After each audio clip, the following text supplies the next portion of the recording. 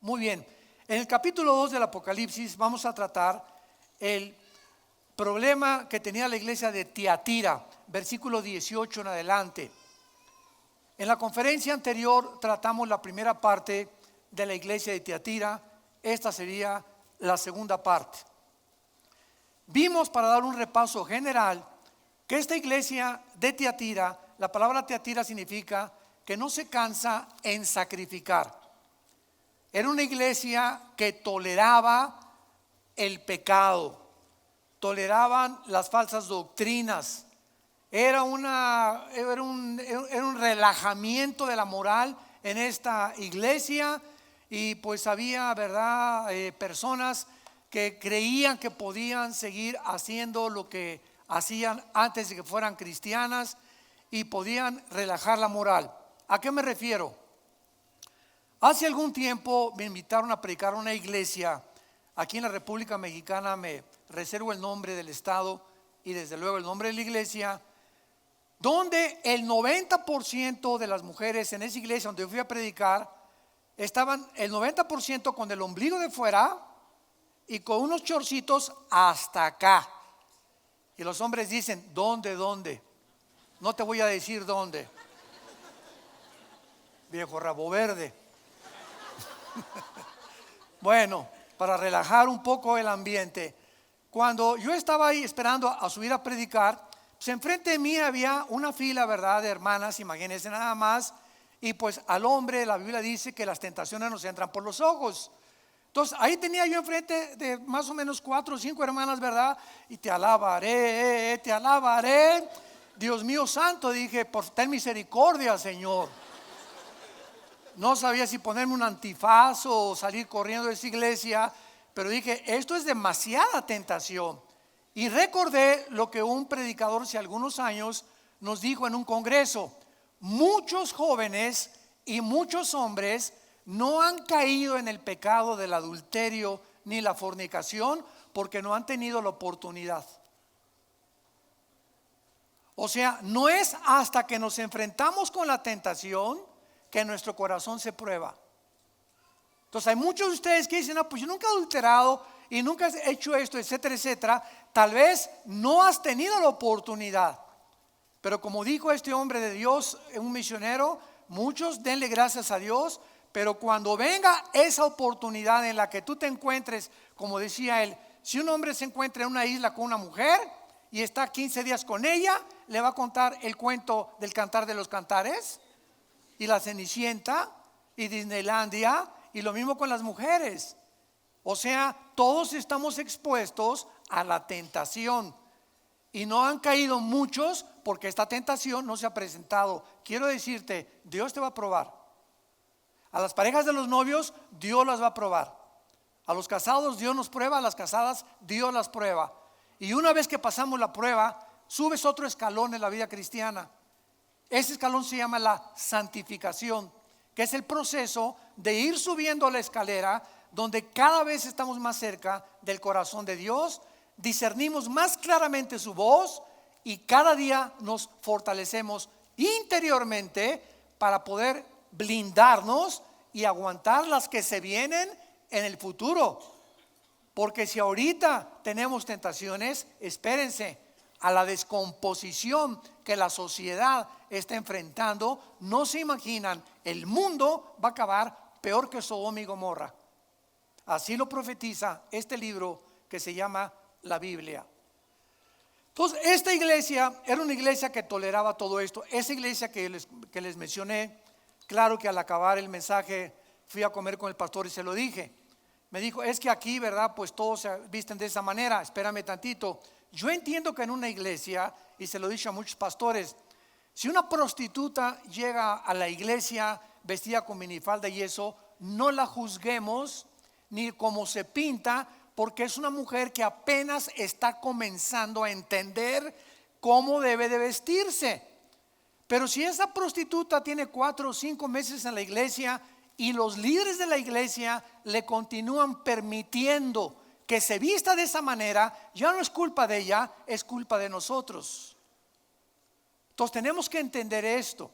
En la iglesia aceptamos homosexuales, lesbianas. La iglesia es un hospital y es bienvenido el que sea, mientras estés dispuesto a poder colaborar con el Espíritu Santo, con los pastores, con los estudios de la Biblia, para que tu vida interior pueda ser transformada.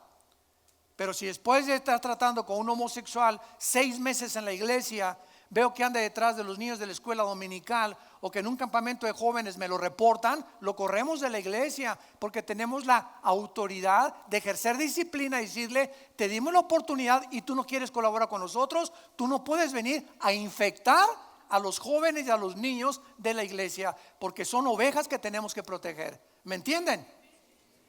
Esto es muy claro. Entonces es la forma como la Biblia nos guía. Entonces hay muchas iglesias que esto no lo toleran y los dejan, y al ratito cunde el pecado, porque es como la radiación del pecado. El pecado contamina. Tú tienes una amiga que se acuesta con su novio y es tu amiga, te va a contaminar y vas a acabar haciendo lo mismo con tu novio también. Tienes un amigo que se acuesta con su novia, te va a contaminar. Las malas amistades corrompen nuestro carácter. Cuidémonos quiénes son las personas cerca de nosotros, porque nos influencian para bien o nos influencian para mal. Esta iglesia, y es lo que nos corresponde a esta segunda parte, dice versículo 20, tenía una mujer que toleraba y se llamaba Jezabel, que se dice profetiza, versículo 20, capítulo 2 de Apocalipsis, y esta mujer estaba enseñando ahí en la iglesia y seduciendo a los siervos de Dios a cometer relaciones sexuales. Imagínense nada más, a fornicar. Y además también les decía: no hay ningún problema en comer cosas sacrificadas a los ídolos. Ya hemos visto que el Espíritu Santo tomó el ejemplo de una reina en Primera y Segunda de Reyes llamada Jezabel. La palabra Jezabel significa la perjura, o la que engaña, o la que desvía. Imagínense nada más. Entonces, esta reina del Antiguo Testamento era Sidonia y se casa con el rey Acab, que era de Israel. Entonces, él, en lugar de enseñarla a ella y guiarla a ella a que abandonara a los dioses de donde ella venía, estaba acostumbrada, el rey Acab era un hombre débil de carácter.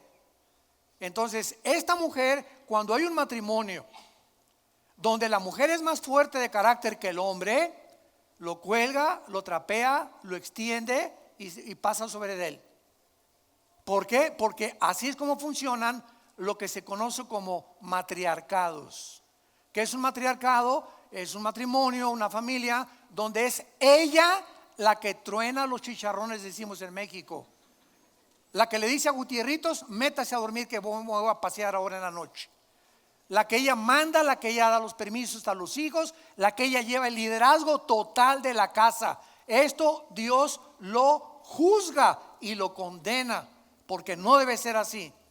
Es al hombre a quien nos entregó Dios la responsabilidad de nuestra casa, de las iglesias y de los gobiernos. Cuando hay mujeres en las casas que tienen que tomar el matriarcado, regularmente son por hombres débiles que no quieren más que: ahí está Eufemia, toma 2 pesos, paga el gasto y la luz, como dice la canción mexicana también, ¿verdad? Y él nomás se acostumbra con el dinero y cree que con eso ya cumplió. Por estos congresos que estamos haciendo, hombres de compromiso, y eso es para educar la conducta y el alma del varón, para que entendamos cuál es nuestra responsabilidad. Entonces, cuando hay este tipo de personas, pues las mujeres toman el liderazgo, porque alguien lo tiene que tomar.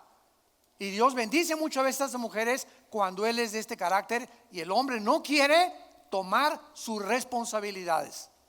Y las iglesias hay igual. Siempre donde voy me preguntan, ¿por qué hay mujeres pastoras? Pues porque no hay hombres pastores. Tan sencillo como eso. Los hombres han abandonado el liderazgo en la iglesia, no hay nadie que lo tome, y Dios bendice, como lo vamos a ver, a muchas mujeres que agarran las riendas de la carreta y con los caballos y ellas, y los niños atrás, y el hombre roncando, evadiendo sus responsabilidades, creyendo que solamente es entregar el dinero. Y las mujeres se encargan de educar a los niños, de leer la Biblia, de orar, de administrar el dinero, aunque esa no es la voluntad de Dios.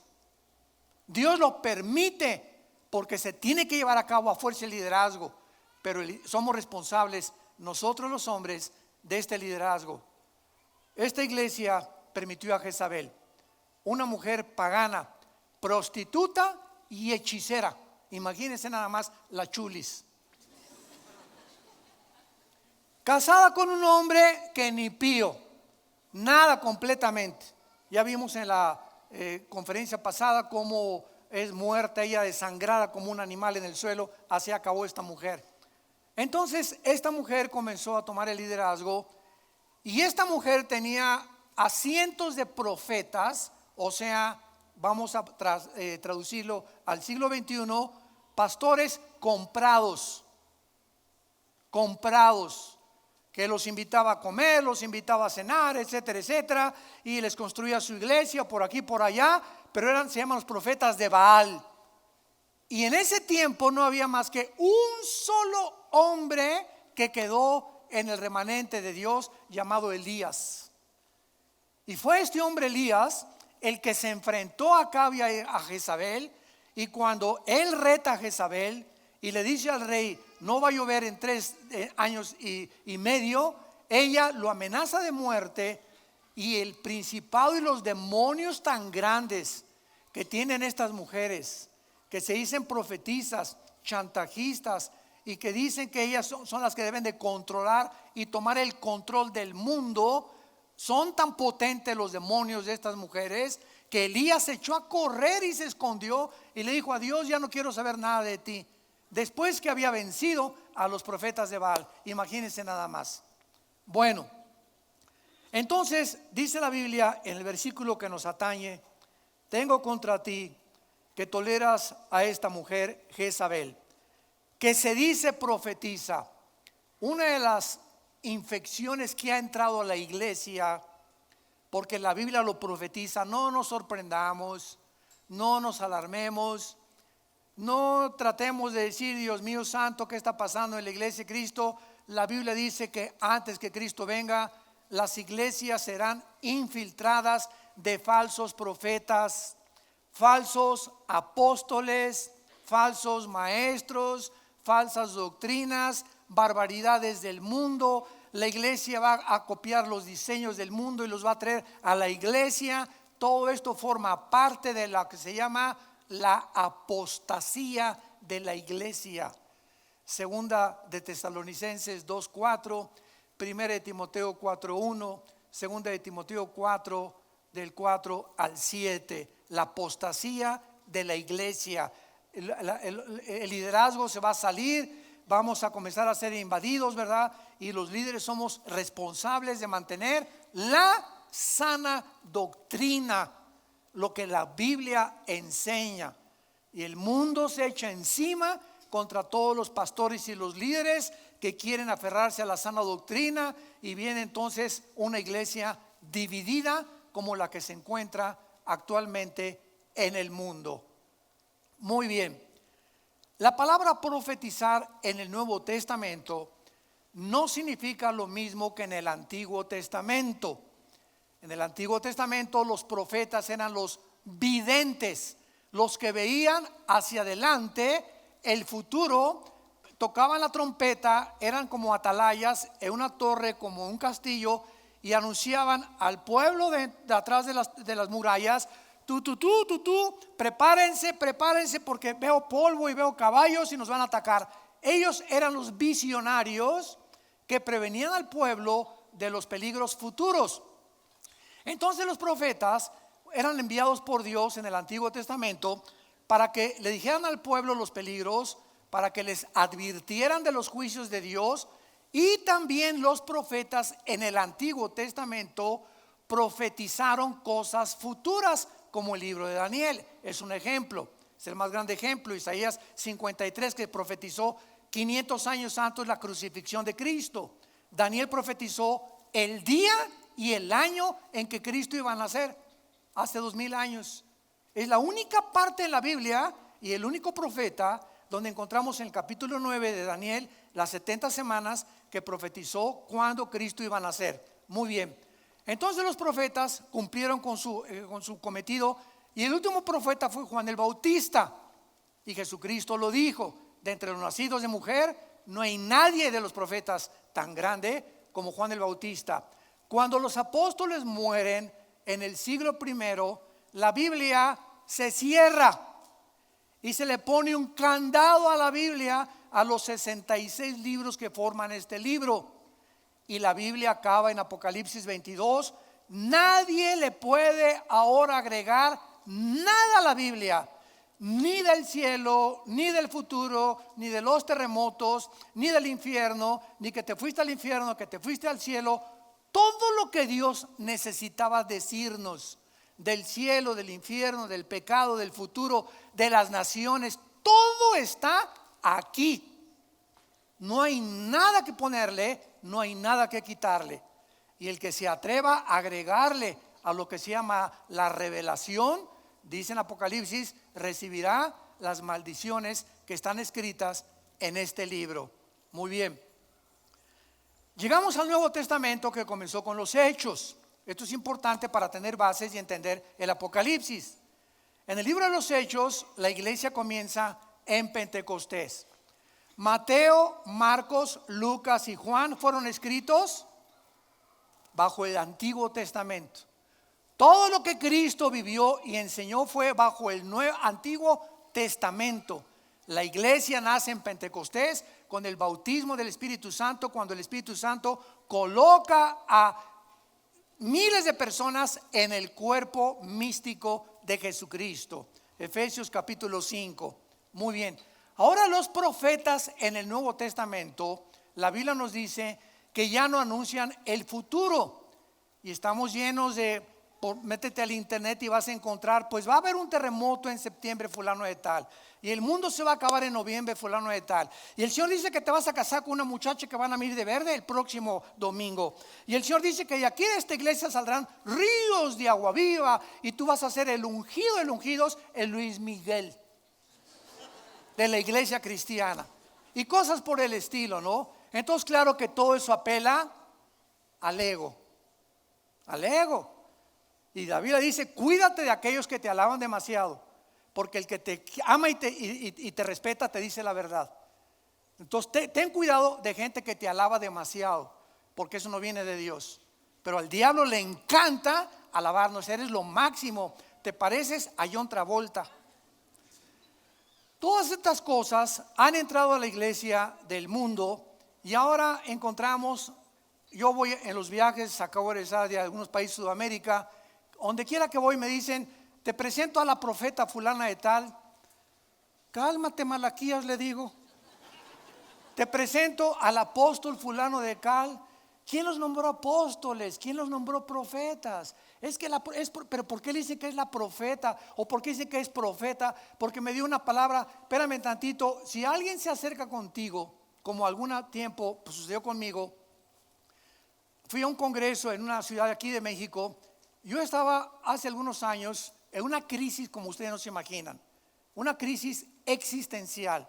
Tremendo. El diablo estaba dispuesto a acabar con mi vida, con la familia, con la iglesia que en aquel tiempo teníamos. Se vino como abejas africanas con todo lo que tenía Satanás para despanzurrarme, para dejarme embarrado en el suelo.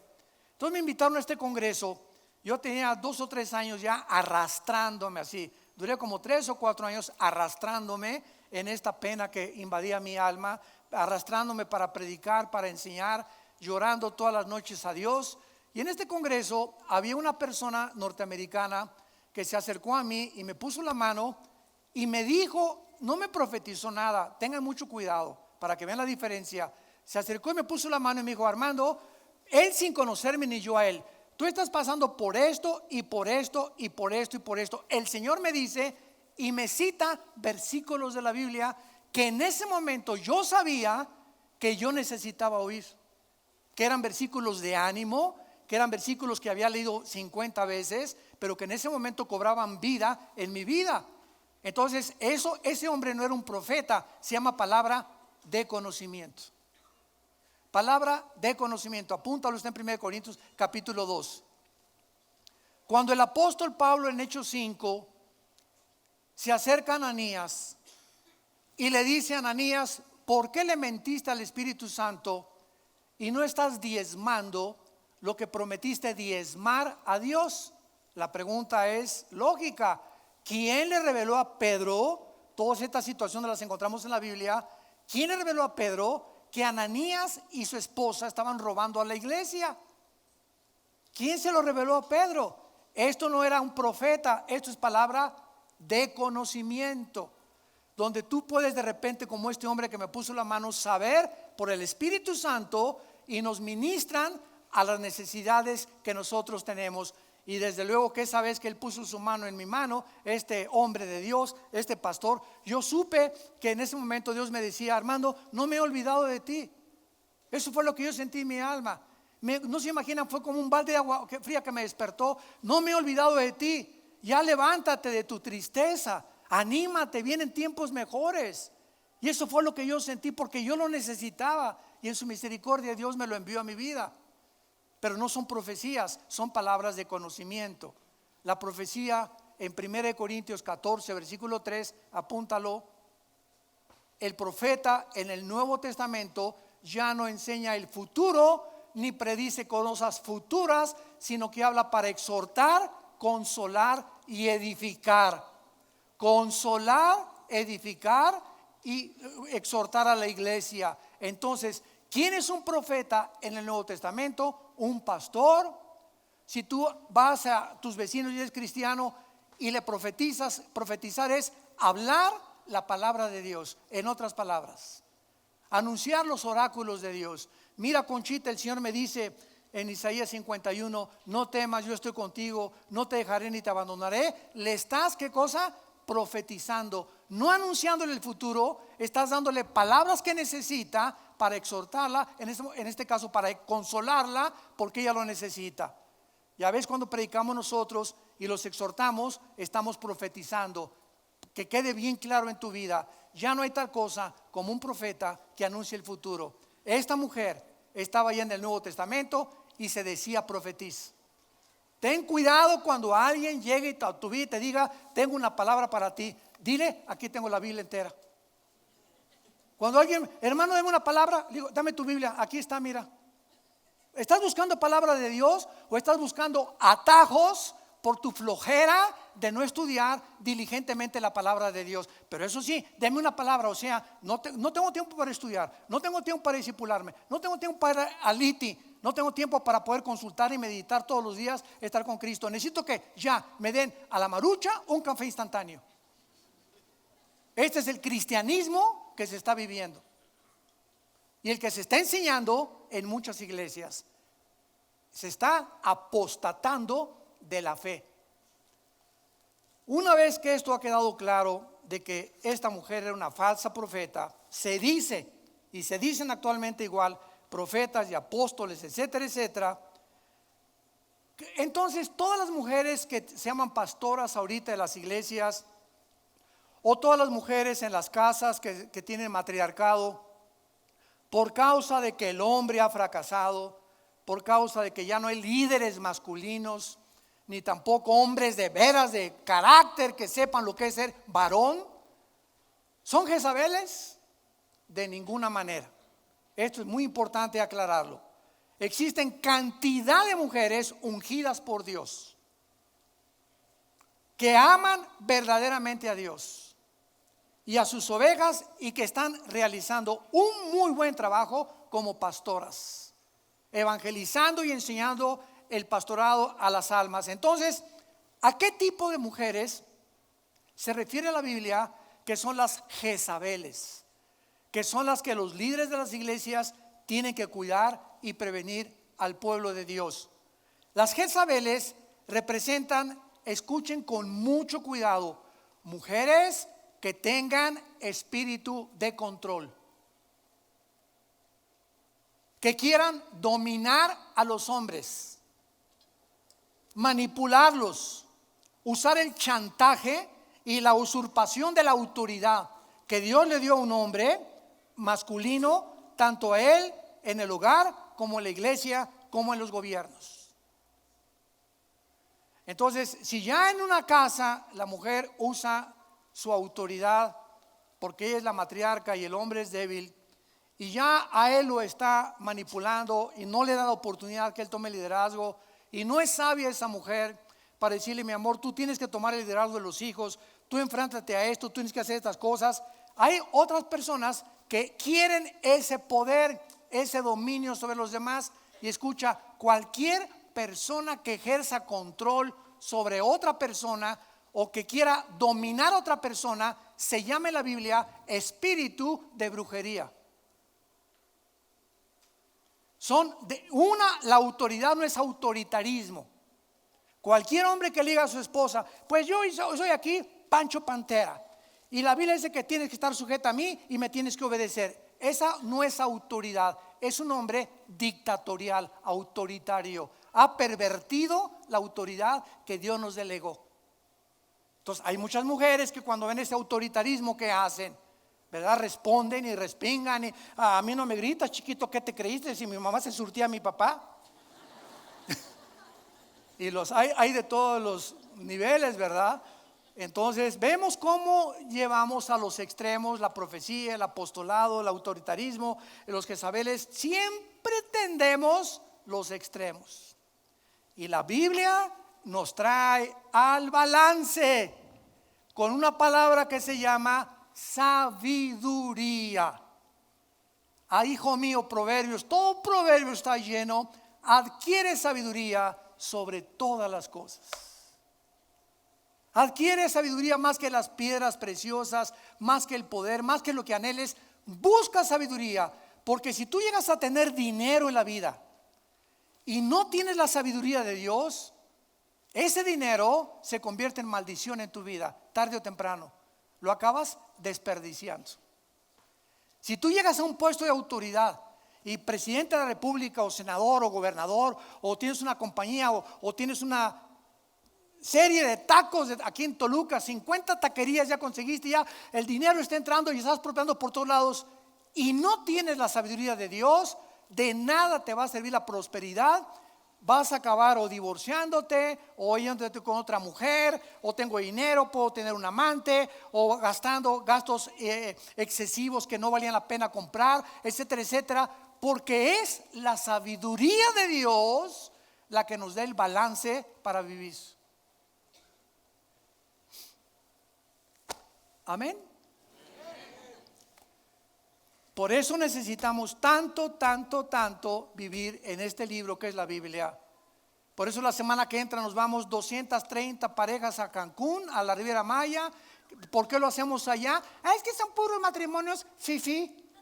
No somos matrimonios fifí. Tantas tonterías que nos critican, que nos atacan. ¿Por qué no lo hacen en México? Porque escucha primero antes de criticarlo. Así, llegamos a la conclusión de hacerla ahí, para darles oportunidad a los centroamericanos y sudamericanos que vayan de los de España, de Estados Unidos y de Miami. Por eso aquí también tenemos seminarios y casi nadie viene. Sí. ¿Cómo es la gente de veras? Siempre están buscando la manera de atacar, de degradar, de calumniar, de insultar la obra de Dios. Pero hay de todo en la vida. Y estas personas, acuérdense que son los alacranes, no son los cristianos. Muy bien, entonces este espíritu, vean por ejemplo en Isaías capítulo 3, cómo este espíritu, Dios advirtió a Israel que se infiltraba en el pueblo de Dios. Y vean un síntoma de que Jezabeles han entrado a el pueblo de Dios o a la iglesia cristiana. Mujeres que quieren dominar a los pastores cuando ya hay pastores, mujeres que quieren dominar la situación en en la casa, cuando ellas deben de saber que tienen que estar sujetas a su esposo, y si su esposo no se sujeta, pedir consejería, etcétera, etcétera. Pero tenemos que cuidar que este espíritu nos llegue a controlar. El hombre puede ser autoritarismo, puede ser un Jezabel macho o puede ser una Jezabel femenina. Cualquiera que tenga espíritu de dominar a la mujer, controlar a la esposa, no, tú cállate, tú no tienes que decir nada, es un Jezabel. Todo es, que quede claro, todo espíritu de control y dominio sobre alguien no es de Dios. No es de Dios. Dice Isaías 3:12: los opresores de mi pueblo son muchachos, y mujeres están dominando al pueblo o se enseñorean de él. Pueblo mío, los que te guían te engañan y tuercen el curso de tus caminos. Y el pueblo de Israel, Dios le dice: cuando son las mujeres la mayoría de las que dominan, cuidado. Aquí hay una descomposición social ya muy grave. Y cuando son demasiados jóvenes los que están tomando el liderazgo, sin tener detrás de esos jóvenes coaches o entrenadores o pastores de edad que lo estén vigilando, van a desviar al pueblo, porque se envanecen cuando ponemos pastores que no tienen la madurez espiritual para guiar al pueblo, sin la vigilancia de los otros que ya tenemos un poco más de experiencia. Entonces están levantándose iglesias por todo el mundo, muchachos de 25, 30, ya quieren ser pastores. Siempre les pregunto: ¿tú bajo quién estás de cobertura? ¿Quién es tu coach? ¿Qué misioneros de 40, 50 de la tercera edad tienes que te puedan aconsejar y que te digan: estás mal, regrésate aquí, esto no debe ser así? Si no hay un consejo, el pueblo se muere, dicen Proverbios. Donde no hay dirección sabia, el pueblo perece. ¿Se dan cuenta cómo necesitamos todos consejo? Los jóvenes necesitan nuestro consejo. No se ensoberbezcan, jóvenes. Estamos para ayudarlos a ustedes, para empujarlos a que ocupen los lugares de liderazgo. Pero sométanse a las autoridades que Dios ha establecido. Sométete a tus papás. Sometámonos al gobierno cuando el gobierno no viola la palabra de Dios. Sometámonos a las autoridades, Romanos 13, porque esta es la voluntad de Dios. Muy bien. Ahora veamos rápidamente que le dice también Cristo a esta iglesia. Y esta Jezabel no solamente está seduciendo sexualmente a muchos hombres en la iglesia, sino que también los está enseñando a comer cosas sacrificadas a los ídolos. Pregunta: cuando viene el Día de Muertos, no levanten la mano. ¿Compras pan de muerto? No lo levante la mano nadie. Sabemos que por eso se llama pan de muerto, que es pan ofrecido a los muertos. El Día de Muertos, mucha gente, por ignorar la Biblia, no juzguemos tan severamente. Lo hacíamos todos nosotros antes de ser cristianos. Bueno, yo no me acuerdo, ¿verdad? Mi abuelita llevando al panteón a un muerto, llevándole pan. Pero hay muchos que sí lo hacen, porque son costumbres y tradiciones paganas. La pregunta es: ya siendo cristianos, 1 Corintios 8 y Romanos capítulo 14, 1 Corintios 8 y 10, ya siendo cristianos, ¿debemos los cristianos ir a la panadería, ya no ir al panteón, comprar el pan de muerto? Nadie conteste, espérense. ¿Debemos los cristianos, ahora que viene la fiesta de Halloween, permitir que nuestros hijos se vistan del anticristo, del diablo, de arañas o de brujas o de brujos? Ya contestaron todos, ¿verdad? Les dije que no contestaran. Bueno, estas preguntas son importantes para los cristianos nuevos. Dice 1 Corintios 8: muchos teniendo este conocimiento, ¿verdad? No juzguemos a los que lo hacen, porque hay muchos cristianos nuevos que son cristianos, pero no entienden todavía ni disciernen claramente lo que está permitido y lo que no está permitido, por cuestión de que 1 Corintios 10, lo que los gentiles sacrifican lo hacen a los demonios. La fiesta del Halloween es la fiesta del diablo. Haz de cuenta que te invito a una fiesta, pero es del diablo. ¿Irías? No, ¿verdad? Pero si te dicen, te invito a una fiesta de disfraces, pero no te dicen que es del diablo, Pues ¿qué tienen los disfraces? Pues, los de brujita y le ponen ahí una escoba y le ponen esto. Dices, pues como que no le veo mucha maldad. Pero detrás de eso no te dicen, es la fiesta del diablo. Porque el Halloween lo comenzaron los sacerdotes druidas en Europa, druidas con D de Daniel, que sacrificaban a Satanás. Y de ahí viene lo que se llama la fiesta del Halloween, que nos heredaron Inglaterra, Estados Unidos, a las naciones latinoamericanas. Entonces, un cristiano ya con este conocimiento, vas con la maestra de tu escuela y le dices, discúlpeme porque llegan los niños, oye mamá, pero si no voy vestida de bruja a la fiesta de Halloween, me dijo la maestra que me va a reprobar. Vas con la directora de la escuela o el director de la escuela y de acuerdo a la Constitución mexicana no pueden obligarte a hacer eso. O a la Secretaría de Educación Pública. Entonces, maestra, somos cristianos, vas con todo el valor del mundo. Mañana mi hija no viene a la fiesta, tenemos otros, somos cristianos, tenemos otras costumbres y no nos vamos a someter a esto. Que Dios los bendiga y adiós. Y el día que se atrevan a reprobar o a ponerle una nota mala a tu hijo, saca un encabezado en el periódico o quéjate de alguna manera, porque pueden hasta peligrar esa escuela cuando te obligan a hacer algo religioso o pagano sin tu voluntad. Imagínense que llegues mañana a la maestra de tu escuela y que te diga a tus hijos, pues mañana se hacen todos musulmanes. Imagínate, ¿no? Es lo mismo. Oye, espérame tantito, tú no puedes obligarme a tener ninguna religión. Por la fuerza ni los zapatos entran. Y usted no tiene el derecho más que de educar a mis hijos, no instruirlos en qué religión deben. Ellos tienen que aceptar cuando sean jóvenes, aceptar la religión o las creencias o la filosofía que sus padres les hayan enseñado. Las escuelas no tienen la autoridad para hacer esto. Entonces tengamos cuidado, ya que seamos cristianos. Esta iglesia de Tiatira se había infiltrado y estaban los padres cristianos participando de todo. El Día de Muertos, yo quiero decirles a ustedes, porque tenemos el conocimiento, a mi esposa y a mí nos encanta el pan de muerto. Con mantequilla y mermelada de piña sabe mucho mejor. Ahora bien, vean ustedes, cuando a mí, por ejemplo, tengo 40 años, no me califiquen de borracho, por favor. Tengo 40 años tomando una copa de vino siempre en la comida. Ahí está mi esposa y mis hijos de testigo. Mi cuerpo es el templo del Espíritu Santo, amén. Amén, muy bien. Mi cuerpo, yo soy responsable de lo que veo y lo que como. El hermano toma vino tinto, es un borracho, parrandero y jugador. Así está la cristiandad, por el amor de Dios. No entienden, juzgan.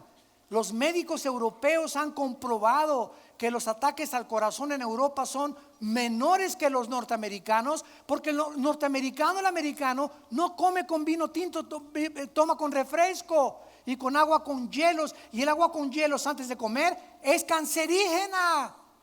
Te congela las células del estómago y todos los ácidos, te impide el funcionamiento de la digestión. El agua fría helada. ¿Por qué en Europa no hay ataques al corazón? Porque el vino tinto es antioxidante, anti-envejecimiento. Miren.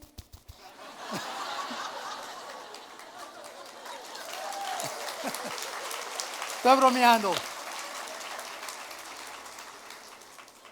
Impide, ¿verdad?, los radicales libres en el cuerpo, en el organismo, y es beneficioso no 2 ni 3.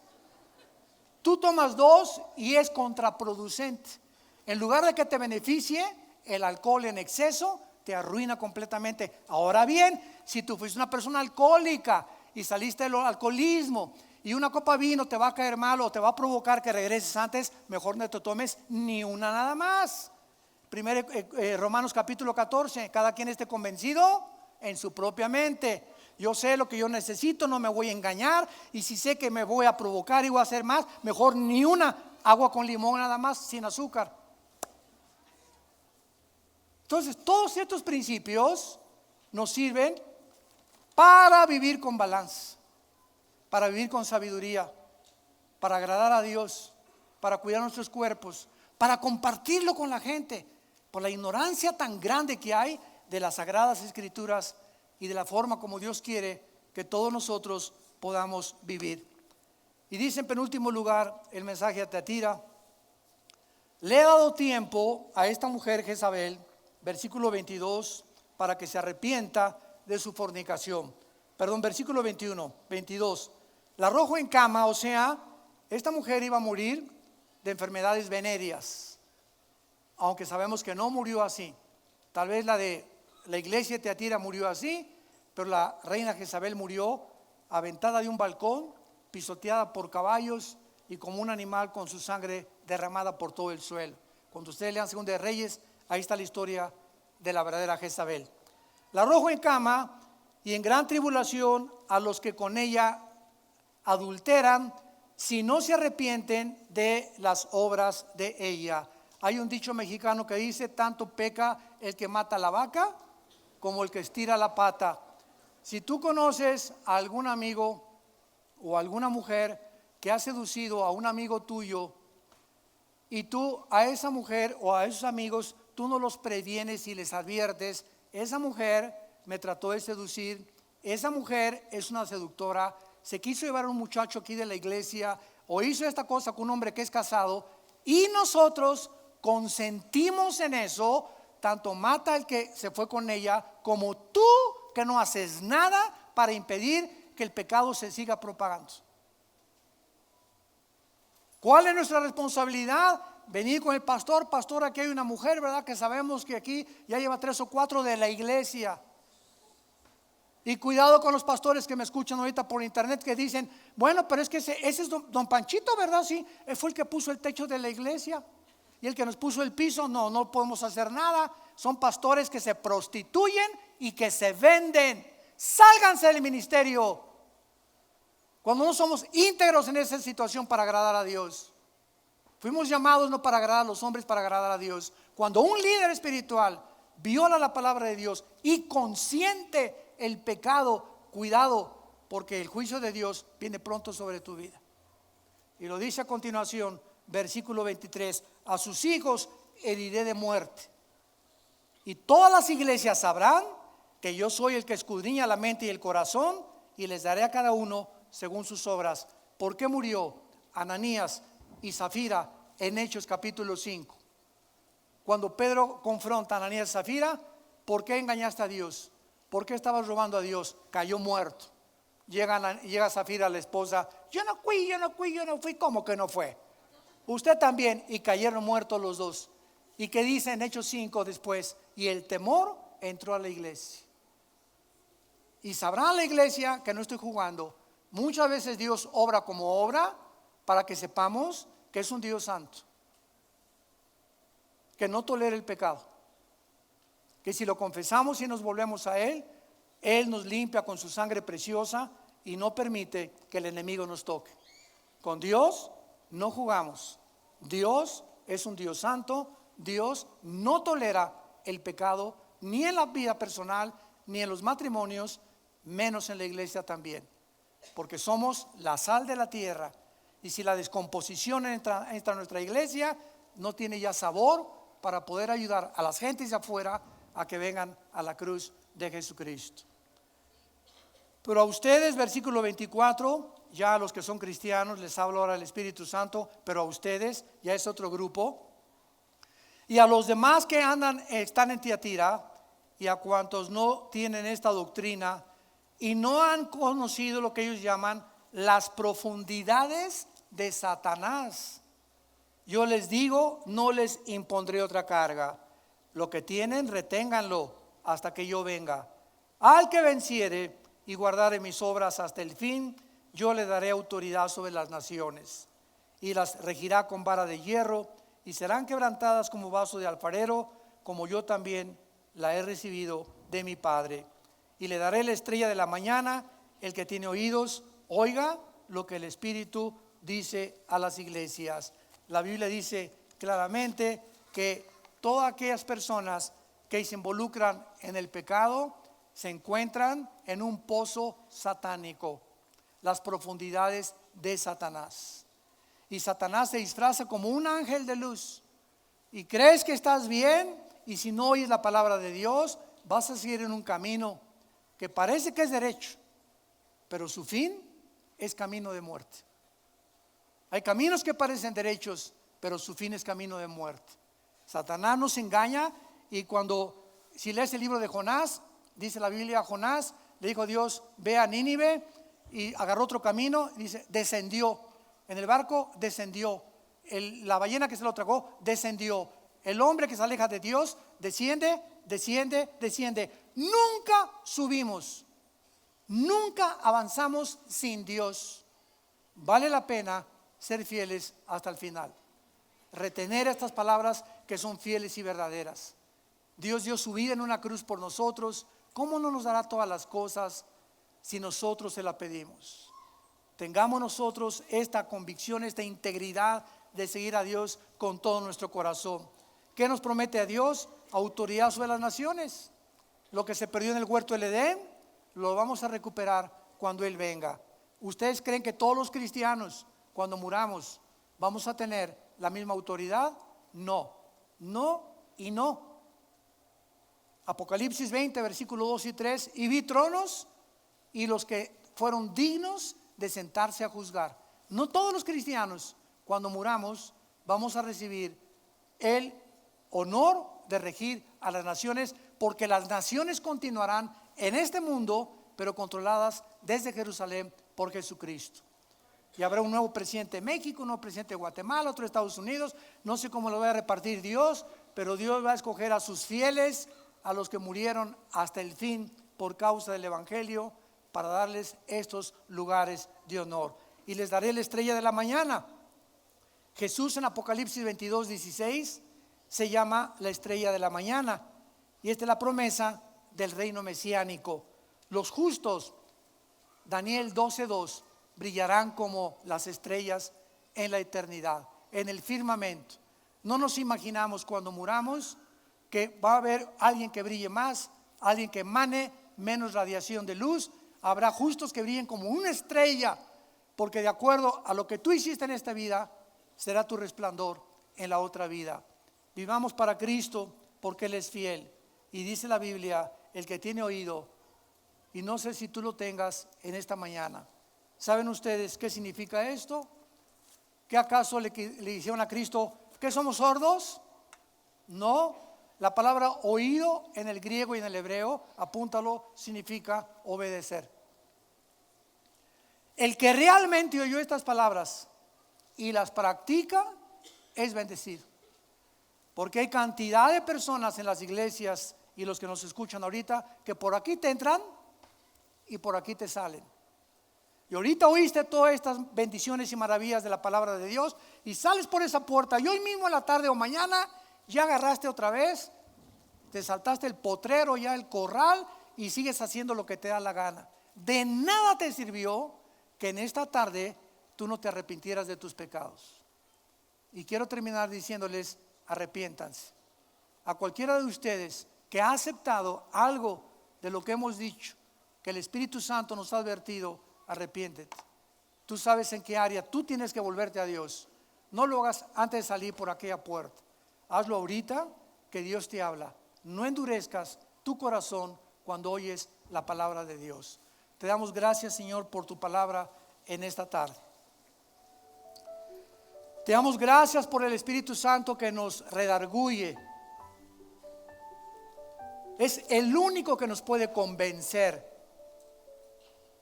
que estamos fuera del camino, que posiblemente si nos mantenemos fuera del camino vamos a apostatar.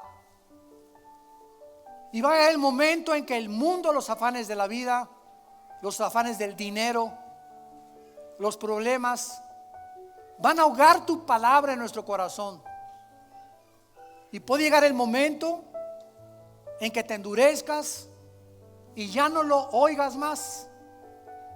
¿Has decidido seguir en tu camino, en tu obstinación, en tus pasiones desordenadas y vivir para ti mismo? Ancha es la puerta que conduce a la perdición y la mayor parte de la humanidad por esa puerta. Angosto el camino que conduce a la salvación y pocos son los que lo encuentran. ¿En qué camino te encuentras? Te pregunta Dios en esta tarde. Ven a mí, dice Jesús, que di mi vida por ti en una cruz. Resucité a los 3 días de los muertos y quiero entrar en este instante a tu corazón, a darte el poder, la sabiduría para que vivas una vida balanceada, para que no te vayas a los extremos, para que gobiernes tu casa, tu vida, tu trabajo con la sabiduría de mi Padre, dice el Señor Jesús. ¿Qué tengo que hacer? Me preguntarás. Arrepiéntete de tus pecados.